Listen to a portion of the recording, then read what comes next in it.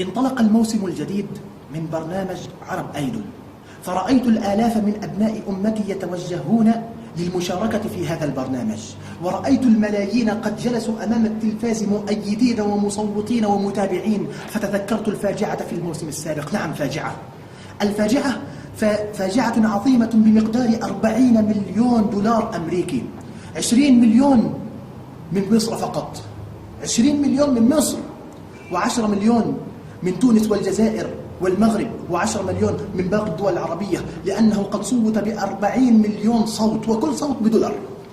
وأنا أسألك أخي في الله، أما تستحي بالله عليك وأنت تنفق على هذه البرامج بغض النظر عن حرمة متابعتها، بغض النظر عن النظر إلى السفور والعري وأهل الخنا ولا حول ولا قوة إلا بالله، ولكن أن تنفق على هذه البرامج ولو طلب منك أن تنفق هذا المبلغ دولار على فقراء المسلمين في غزة أو على فقراء المسلمين في سوريا، هذا المبلغ مبلغ 40 مليون دولار يكفي لترميم المساجد والمدارس التي قد دمرت في غزة، يكفي لإشباع مجاعة الصومال.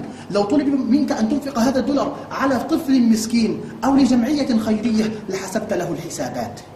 إن كنت لابد فاعلا للحرام ومصرا عليه، فإياك أخي في الله، إياك أن تدفع فلسا على هذه البرامج، إياك أن تفعل هذا، لأن النبي صلى الله عليه وسلم قال كما في صحيح مسلم: من دعا إلى ضلالة فله من الوزر مثل آثام من تبعه إلى يوم القيامة لا ينقص ذلك من آثامهم شيئا.